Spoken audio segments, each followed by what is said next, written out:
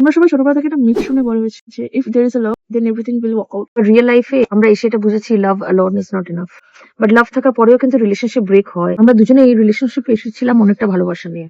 ভালোবাসা থাকা মানে এই না যে সবসময় আমরা দুজন দুজনকে বুঝবো বা right. All time perfect behave করবো। ভালোবাসা থাকার পরেও কিন্তু রিলেশনশিপে মিসআন্ডারস্ট্যান্ডিংস হয়। ইগো আসে, এক্সপেকটেশন আসে, আর পুরোনো ক্ষতও আসে। আর যদি লাভটাই সবকিছু হতো তাহলে এফর্ট দিতেই হতো না কোনো রিলেশনশিপে, তাই না? True. So what actually keeps a relationship alive? Choice. Everyday choice. সেদিনে যখন দুজনাকে সহ্য হচ্ছে না, সেদিনও কিন্তু আমাদের কাছে সবচেয়ে ইজি অপশন ছিল ছেড়ে চলে যাওয়া। But we have stick to each other. Feelings change হয়।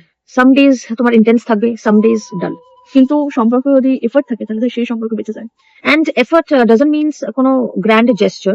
এফর্ট মানে হলো সেই সব দিনগুলো যখন তোমার ওকে শুনতে ইচ্ছা করছে না বাট তাও ওকে শুনতে হয়। এমন আমরা দেখে থাকি যে মনে করো তোমার পার্টনার তোমাকে টেক্সট করলো, তুমি টেক্সটটাকে ইগনোর করে গেলে। That is also sign of ignorance. Effort মানে রাগের মধ্যেও সেই রেসপেক্টটাকে বজায় রাখা, যেটা এখনকার দিনে সব রিলেশনশিপে থাকে না। আমরা একটা মিথে বিলিভ করি, if they love you they will understand. Understanding is not automatic, right? Communication is a skill.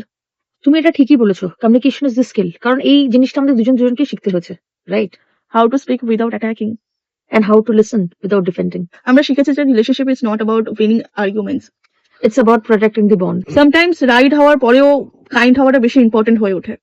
And it's better to be silent than using, sharp words. Love is beautiful, But at the same time, love needs a support. Communication, effort and safety, এগুলো ছাড়া ভালোবাসা ক্লান্ত হয়ে পড়ে।